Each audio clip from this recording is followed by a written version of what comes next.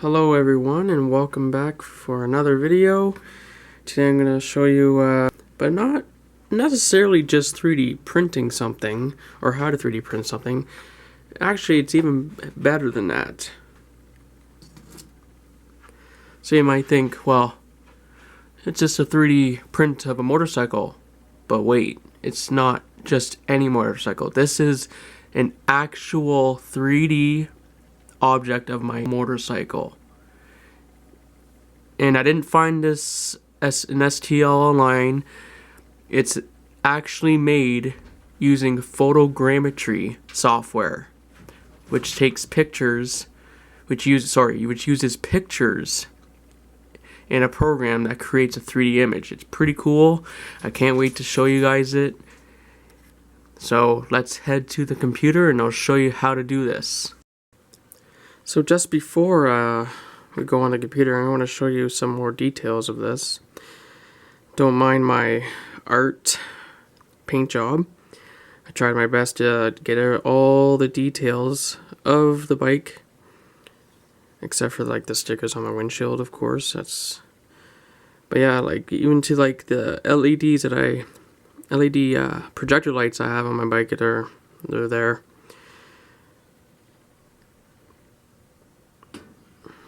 I think it's pretty awesome the way it turned out. It took about 8 hours to print on standard quality, and yeah. Alright, to the computer. Alright, we're at the computer now, and first thing you want to do in Photogrammetry is you want to take a whole bunch of pictures of what you want to 3D print or whatever. Not 3D print, to get a 3D model of. So I took about let's see, quite a few pictures, about 100 here. So I did like a top, middle, and like a low angle views. And what you want to try to do is you want to keep the exposure the same as much as possible. You can see in some of the pictures it was early March when I did this, actually, by the way. And I got the glare of the sun in some of the shots, and it kind of messed up some of the processing that my program was trying to do. So once you have all this, the next thing, now I used in total of 3 programs, like 3D photogrammetry programs, and the best one I found that was the best is called the 3D Zephyr. But what limitations of this program is you only can use 50 photos, unlike Mushroom, which is it's a lot more in-depth type of program, and it uses this node system. But it took me a whole weekend just to figure these programs out, and I'm still very, very new at this, so it's not like a full in-depth tutorial, but I'm gonna show you how how it's done, somewhat. Kind of gave you a guideline on what needs to be done, and there are tutorials of these programs out there, so I had to watch like quite a few of them just to get the hang of it, especially Mushroom, because it uses this node system, and if it hasn't, with this though, you have to like do it a few times to get it right, depending on what your pictures look like. And for Mushroom, it's best that you use if you have an NVIDIA graphics card, because that's what it uses for its whatever it needs to do in its software. So the graphics card, an NVIDIA graphics card, is the best one to use for this. But 3D Zephyr is fairly more simple. You just put 50, and then so what it does is you put the pictures in, and it creates it pinpoints stuff, objects in the picture itself, and it recognizes those same patterns, and then it draws like a 3D, virtual 3D out of it, and it's pretty cool. And there are two other programs that you can edit meshes that I use. It's called Mesh Mixer and Mesh Lab. So I use a combination of this program. This is Mesh Lab, and this is what came out of the 3D Zephyr when it was all done. This is what it managed to get. It's pretty cool, but as you can see, there's like little dimples, and it actually looks like the bike's been into an accident. Zephyr, you might want to take more than 50 pictures, because sometimes it won't recognize certain photos of certain angles, even though it may look good. Like the software may not think it's good enough, so that's why you take multiples. So the more pictures you take, and if the better. Not just don't take 50 and hope it works, because the first time I did it, it did not work. And I think I ended up actually using 40 some pictures for that model, if I'm not mistaken. But with the free version, you're only allowed 50. So so depending on how good how good your model comes out, you can either fix it with Mesh Lab or Mesh Mixer. I think Mesh Mixer is a lot easier to fix. And then 3D Builder, just to add on like simple stuff, if you know how to use it. I've used 3D Builder a lot to print custom stuff. I do have other 3D model softwares, but I haven't really went into how to use it yet. So my advice to you in this little guide is to like when you go around like your object, like always stay at the same distance, or try at the same distance. Try not to zoom in. So keep your camera at the same settings as much as possible. That's pretty much it for that. I'll actually import. Okay.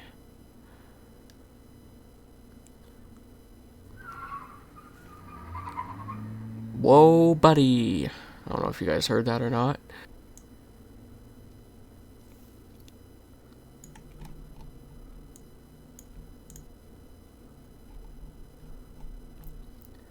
Alright guys, this is what it looks like with all the pictures added in here.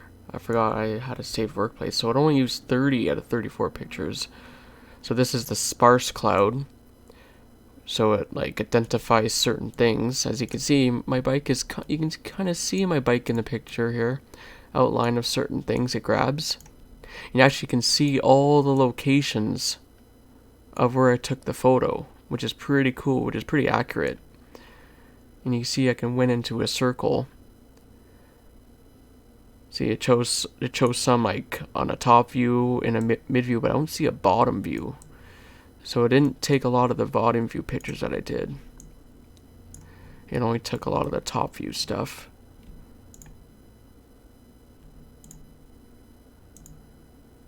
So that's pretty much what it looks like that.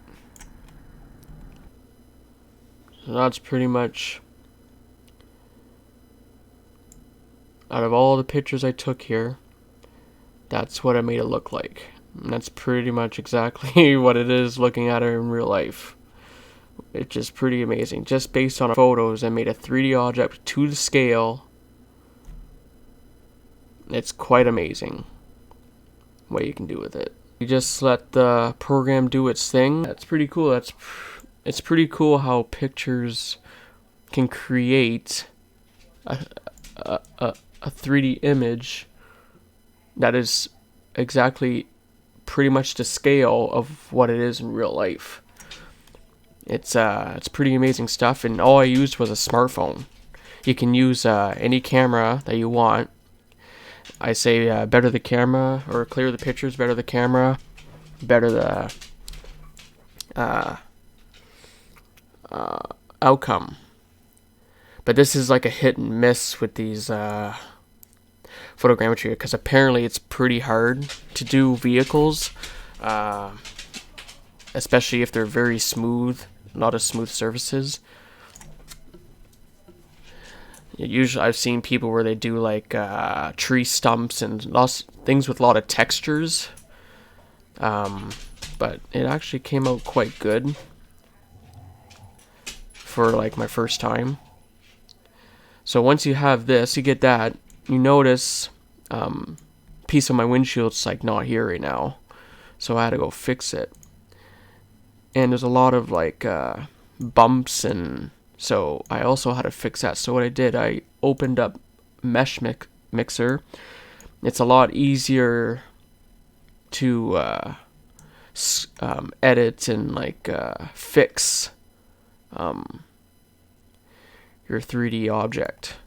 So you can see it is pretty rough in this picture. All the bumps. So what I did here is I pressed sculpt and I chose one of these brushes, and I pretty much went over the whole motorcycle just to try to smooth it out as much as I can.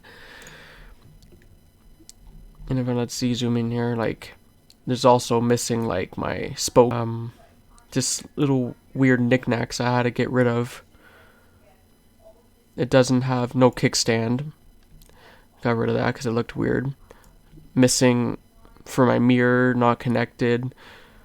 So little things I really had to fix, add in, but I didn't add it in through this program. I added it in through 3D Builder, which is a free Windows program. So everything in color is what I added in. So I added like a little base for the bike to sit on, as you saw in the intro. I added spokes to the wheels, even though they're a little big.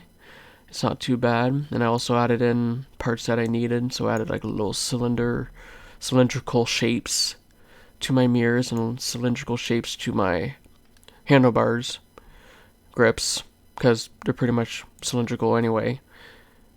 And I made like it's pretty much like a rectangle on an angle. I tried my best to like fix that, but you can hardly see it like in the model when I printed it, because I sanded it after anyway, little bits here and there. Just fine sanding to get rid of it. But yeah, it looks pretty cool, to be honest. Like if you want that custom 3D object, or like of your car or motorcycle, anything, even a toy. You want to 3D print a toy, you can do it with photogrammetry. It's pretty cool technology, but there is a learning curve to it for sure. As I told you, I took a whole weekend just to figure it out. And I wanted to do it ever since I got my 3D printer to make a 3D model of my actual motorcycle. And it's pretty dope. So guys, I hope this was pretty informative for you, and you guys can make your own 3D models of your car, bike, or whatever. And hope you liked the video, and I'll see you guys next time.